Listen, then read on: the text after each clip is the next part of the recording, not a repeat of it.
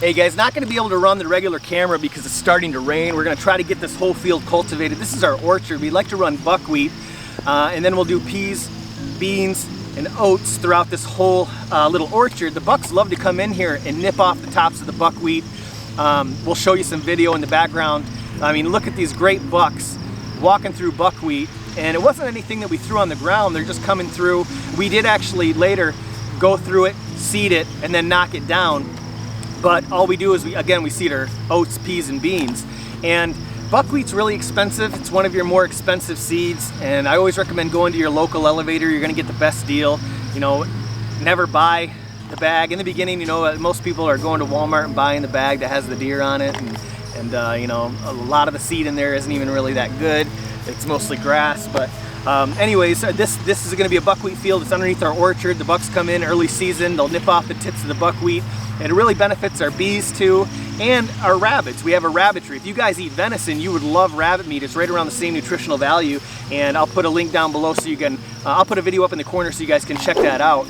We run a Rabbitry, and we do deer hunting, as well as we have an apiary. We have bees on this property. So that's what's so special about buckwheat. It's expensive, but it's got the trifecta. It's got you know, pollen for bees, it's got food for rabbits and deer. So, and you can always bundle buckwheat. It's almost like a bouquet, and you can sell them when you sell your rabbits. So, but again, if you guys are interested in that, check out the Rabbitry Center. And if you're interested in that swarm over my shoulder, right before we got started, we came out here and caught a swarm on one of these pear tree limbs. It was a really easy swarm too. If you're interested in that, check out Bobby's Bees. But today, we got to cultivate. The rain is actually starting to spit, so I'm going to run the GoPro. I just put a new SD card in the GoPro, so we'll try to film as much as we can with that, and we're probably gonna cover this camera or take it back in so it doesn't get rained on. So let's get started.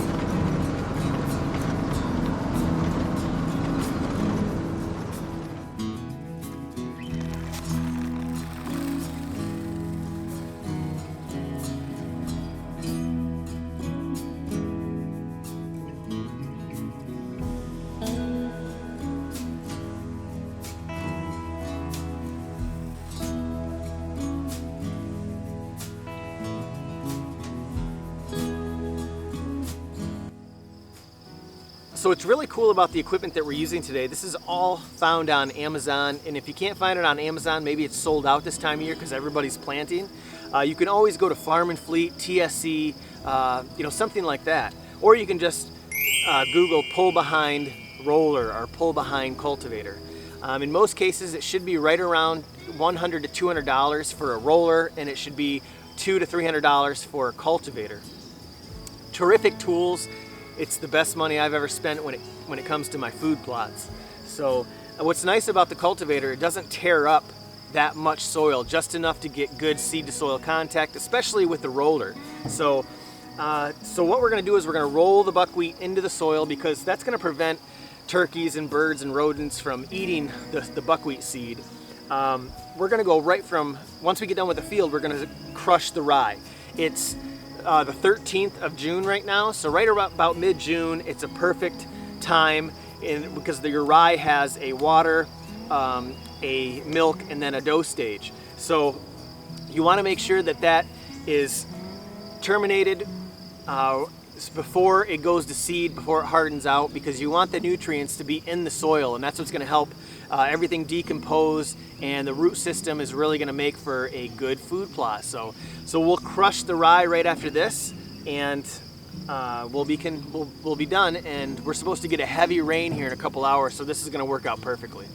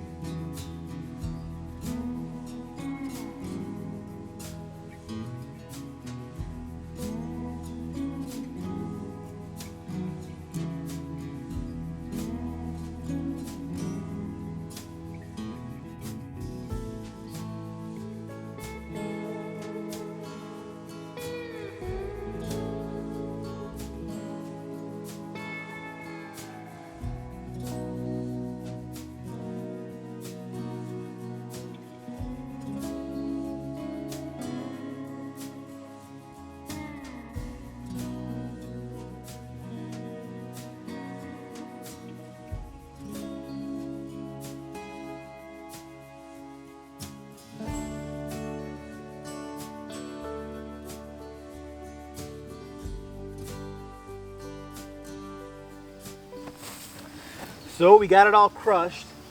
You know, some folks argue that that's not going to kill the rye. It does in fact kill it. You know, some may survive if it was a softer stem or something like that. You will see some vegetation underneath it, but you can get away with, you know, just a rotation of feeding a little bit of maybe some radish, a little bit of red clover or something like that. For the longest time we used to use white clover until MSU, I read an article that red clover is really starting to be the go-to in Michigan. It used to be traditionally in the southern states. And you know, buckwheat's expensive. And we use buckwheat every year because we have an apiary, because we also have a rabbitry. And we can come out here and bundle that stuff for our rabbits. And it's a terrific crop for us. Buckwheat also keeps really well too. You can always store your stuff in your galvanized cans or however you want to store your seed. We're crushing on this side and we'll wait a couple weeks because of that enzyme that is emitted from the plant. It'll prevent growth. So you want to make sure, wait a couple weeks, and you know, we may not have to spray depending on what's still there, but we can spray, throw our seed down, or even spray the seed because it's a post-emergent. We're talking about glyphosate, so or Roundup.